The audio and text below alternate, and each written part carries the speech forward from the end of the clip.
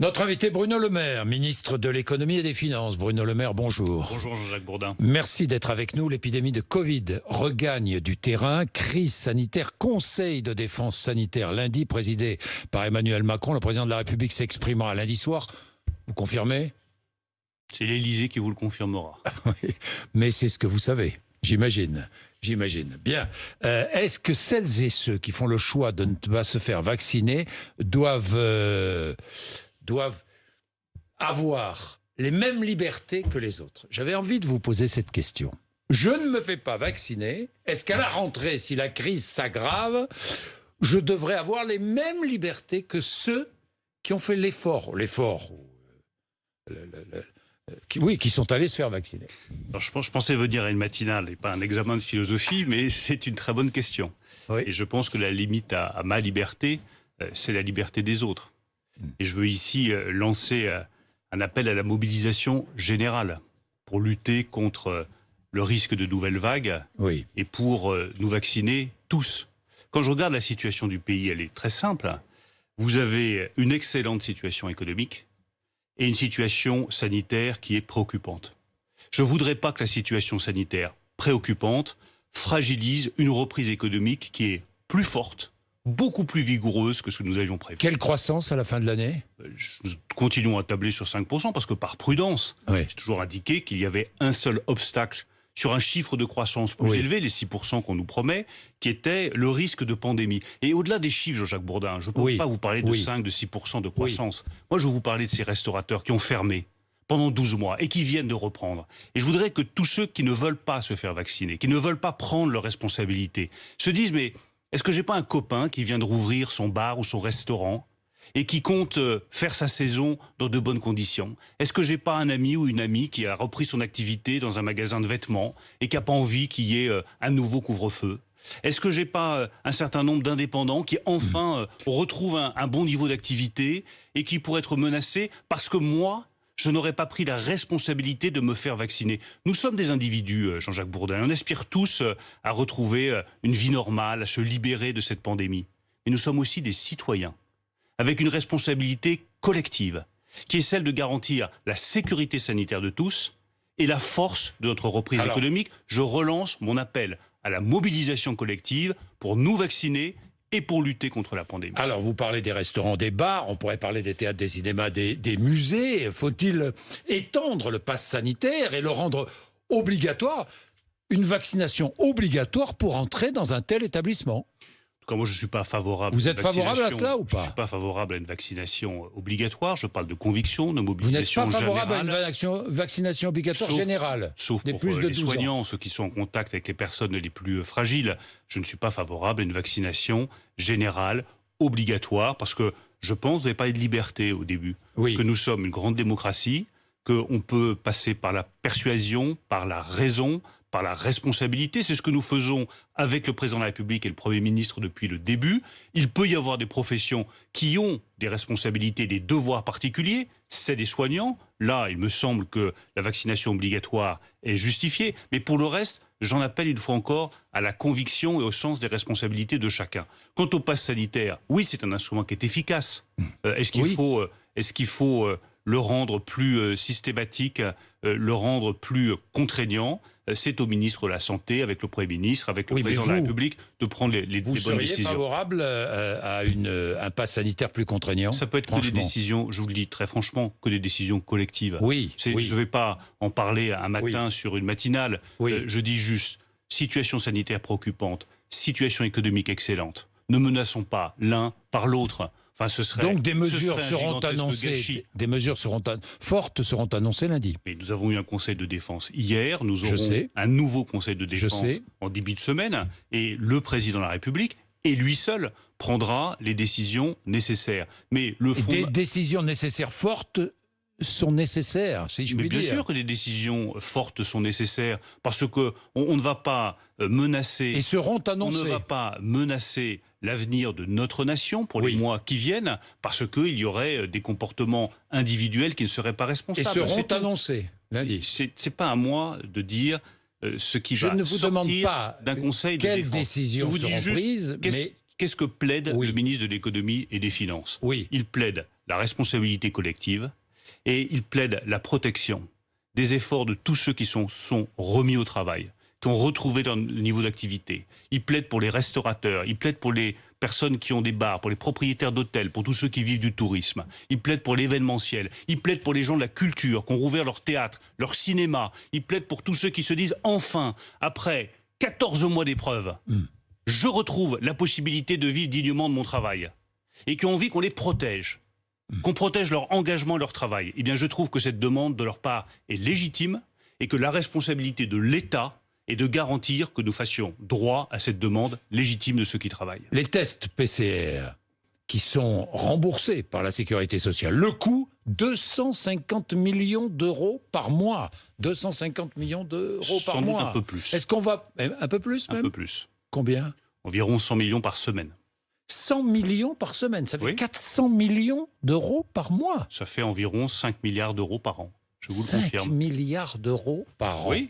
Mais... Est-ce qu'on peut continuer, Bruno Le Maire, est-ce qu'on a les moyens de continuer à rembourser indéfiniment ces tests PCR ? Et plus nous aurons de vaccination, moins nous serons obligés d'avoir recours à ces tests. Mais on a besoin en période de pandémie ont de recours tester. À des tests, pardon Bruno Le Maire, pour éviter la vaccination. C'est une des autres raisons qui m'appelle aussi à la responsabilité. Je le fais comme ministre de l'économie. Oui. Je le fais aussi comme ministre des Finances. C'est-à-dire celui qui, chaque année, maintenant, doit débourser 5 milliards d'euros pour le remboursement des tests PCR ou d'ailleurs de toutes les autres formes de tests. À partir du moment où vous vous vaccinez, eh bien, vous réduisez ce que j'appelle les tests de convenance, c'est-à-dire ceux qui, avant d'aller à une fête, à une manifestation, prennent leurs tests, se le font rembourser. Donc je crois que ça plaide aussi pour que chacun aille se faire vacciner le plus vite possible. Et ça plaide aussi pour qu'on ne rembourse plus ces tests. Pour le moment, c'est pas du tout sur la table, tout simplement parce que lorsque l'épidémie... Mais est-ce que la question se posera ? La question ne se pose pas maintenant, parce qu'à partir du moment... où vous avez ce variant Delta qui se développe, il est nécessaire de tester. Je dis simplement que plus de vaccination veut dire moins de tests de convenance et donc une économie pour les finances publiques. Est-ce que vous dites aussi ce matin, pas de vacances en Espagne et au Portugal ? Non, je ne dis pas ça, parce que je ne suis ni ministre de la Santé, ni ministre des Affaires étrangères. J'ai essayé d'être un tout petit peu philosophe, puisque vous l'avez demandé, mais je ne vais pas endosser des costumes qui ne sont pas les miens. C'est des responsabilités qui sont lourdes de se prononcer là-dessus, donc je ne veux pas me prononcer là-dessus. Est-ce que les discothèques rouvriront bien le 9 juillet, samedi, après-demain ? C'est ce qui est prévu. Réouverture vendredi soir, je crois. Oui. Après, nous verrons, ça n'est pas remis en question à l'heure où je vous parle. Nous verrons ensuite quels sont les dispositifs qui, là aussi, sont nécessaires. D'ailleurs, toutes ne rouvriront pas. Il y a environ la moitié ou un peu plus qui vont rouvrir parce que les dispositifs que nous avons prévus sont contraignants, donc efficaces. Fin du quoi qu'il en coûte, quoi qu'il arrive ? Non, pas quoi qu'il arrive. Non. Nous avons été, là aussi, je crois, depuis le début de cette crise, depuis 14 mois, extrêmement clairs avec le monde économique. Ce que nous avons mis sur la table aujourd'hui, c'est le retrait progressif des mesures d'aide. Juin, juillet, août, dégressivité notamment du Fonds de solidarité et rendez-vous fin août. Nous verrons fin août où nous en sommes. S'il y a donc le quoi qu'il en coûte pourrait être poursuivi. Le quoi qu'il en coûte, aujourd'hui, il est prévu de l'arrêter, de diminuer les aides. Si vous avez une nouvelle vague qui doit amener de nouveaux soutiens, nous répondrons présent, Jean-Jacques Bourdin. Nous répondrons présent. Le quoi qu'il en coûte. Donc les aides pourraient être prolongées. Le quoi qu'il en coûte, c'est le bouclier contre les conséquences sociales et économiques de la crise. Ce bouclier, aujourd'hui, on peut le retirer parce que la pandémie se retirait. S'il y a une nouvelle vague pandémique et donc que nous sommes amenés, nous ne sommes pas là du tout, à de nouvelles mesures qui pourraient entraver l'activité économique, il est légitime qu'à nouveau, on ressorte le bouclier de protection. J'aimerais bien, là aussi, ne pas avoir à le faire.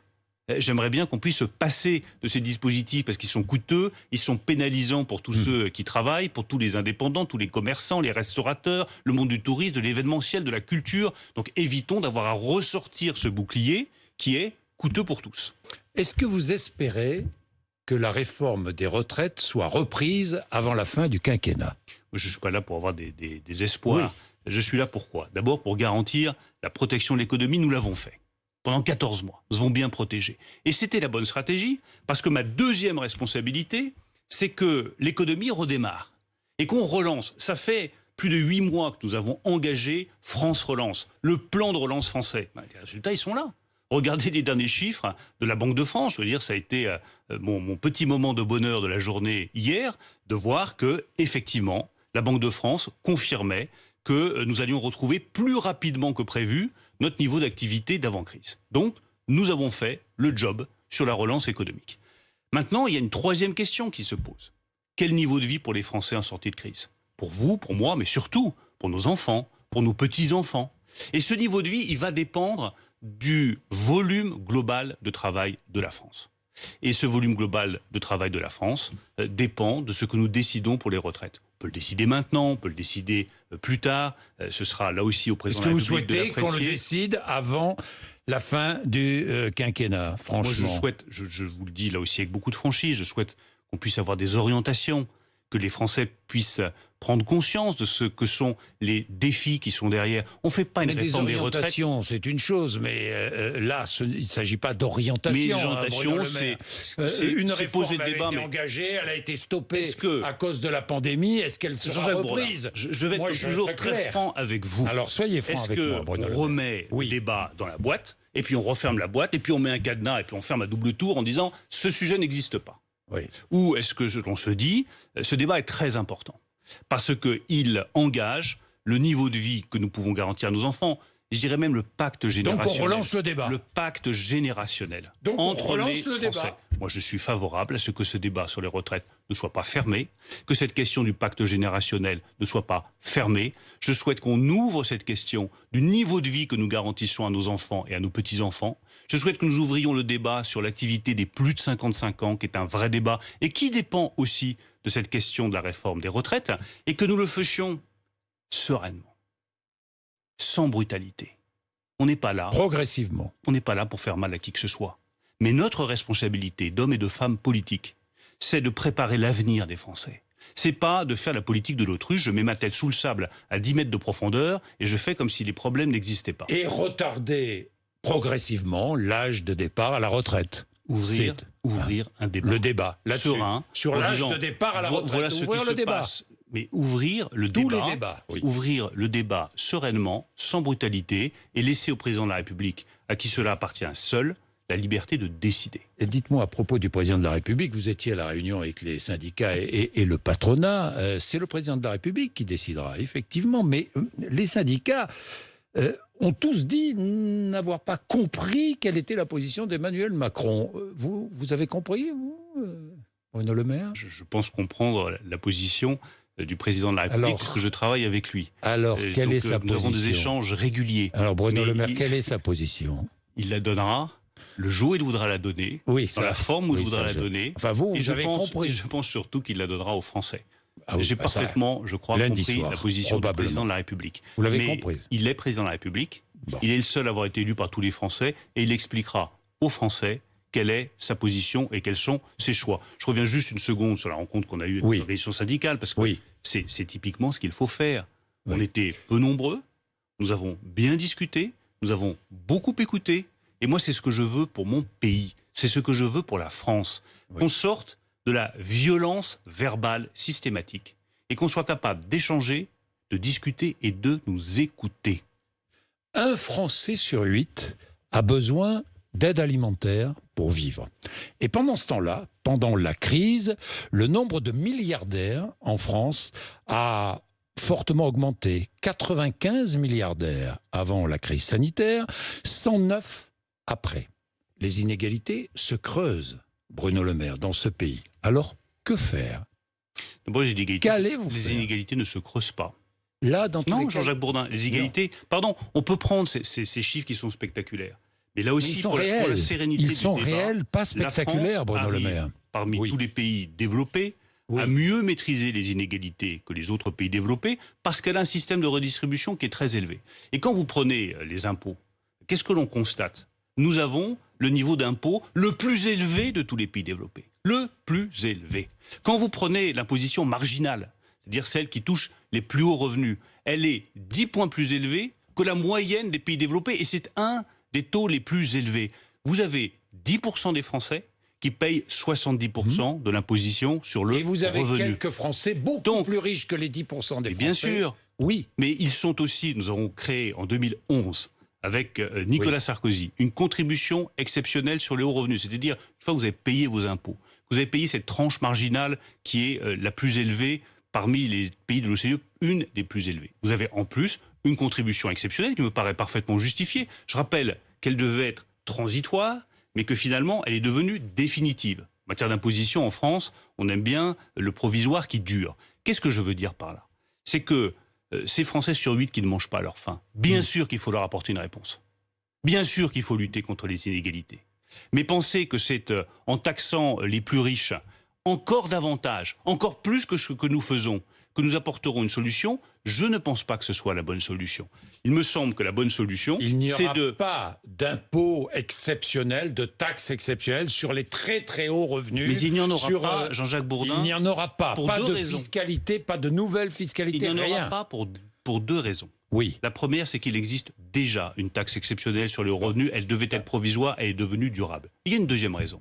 C'est que si on veut augmenter les impôts, c'est au niveau international qu'il faut chercher les solutions. Et c'est ce pourquoi je me bats depuis 4 ans, avec 3 projets qui vont devenir des réalités. Ces 4 ans de combat qui aboutissent, de combats que nous avons menés avec le président de la République. Le premier, taxer les géants du digital. Nous l'avons fait au niveau national, nous allons arriver à le faire au niveau de l'OCDE, je l'espère, au G20. Pour chaque pays, pour chaque taxer pays, les bénéfices des géants du numérique. Avoir enfin les activités des géants du numérique qui utilisent les consommateurs français, et tant mieux, taxer à leur juste niveau. Deuxième solution sur laquelle nous pouvons aboutir en fin de semaine à Venise au G20 vous partez italien. Ce soir à Venise. Je pars ce soir, c'est taxer les plus grandes compagnies qui aujourd'hui font de l'optimisation fiscale et disent tiens, je vais faire des affaires en France, mais je vais délocaliser mes profits en Irlande ou ailleurs parce que je paierai moins d'impôts sur le revenu. Justement, l'Irlande, la Hongrie, l'Estonie n'en veulent pas dans l'Union européenne. Je suis convaincu que la raison l'emportera. Et si ce n'est pas la raison, c'est la pression des États-Unis, de la Chine, de tous les autres pays européens. J'ai peu de doute qu'au bout du compte, ces États se rallieront au consensus international. Et enfin, la troisième forme de taxation, qui là aussi nous permet d'avoir des vraies recettes qui sont légitimes plutôt qu'une fois encore accabler les Français d'impôts supplémentaires. On n'accable pas quelqu'un qui gagne ou qui a une fortune de 20 milliards ou 40 milliards d'euros. Non, mais on a accablé les classes. On a accablé les classes moyennes d'impôts, y compris des gens des gens qui gagnaient peu, Jean-Jacques Bourdin. Parce que c'est toujours la même façon dont ça commence. On commence à surtaxer les personnes les plus riches qui peuvent le payer. Et on se dit ça rapporte pas beaucoup, donc on va vers les classes moyennes supérieures, puis les classes moyennes, puis des gens qui ont des niveaux de revenus qui sont assez modestes. Je refuse cette facilité de l'augmentation systématique des impôts. Et je préfère des solutions beaucoup plus difficiles à construire, taxation des gens du digital, taxation minimale pour les grandes compagnies, et puis taxation de la pollution. Un des grands combats que nous allons mener avec le président de la République dans quelques semaines, quelques mois, lorsque la France aura la présidence de l'Union européenne, c'est la mise en place d'une taxe carbone aux frontières. Pour que, quand on importe de l'acier, du ciment, qui a été réalisé avec beaucoup de CO2, il soit taxé à l'entrée de nos frontières. Combien les ça pourrait solutions rapporter ? D'imposition internationale sont plus justes et plus efficaces que l'augmentation des impôts des Français. Ça pourrait rapporter combien, cette taxe ? Ça peut rapporter plusieurs milliards d'euros. On n'a pas les chiffres exacts parce qu'on n'a pas encore le périmètre. Moi, j'ai une autre idée de taxe dont on a beaucoup parlé. parlé. Mais ça, les Français ont toujours des idées de taxes. Mais absolument. L'imagination fiscale. L'imagination européenne. L'imagination fiscale en France n'a pas de limite. Et la taxe numérique européenne ? Alors c'est ce qu'on appelle, dans un très bon français, la digital levy. C'est l'idée que toutes les activités de vente en ligne puissent faire l'objet d'une taxation.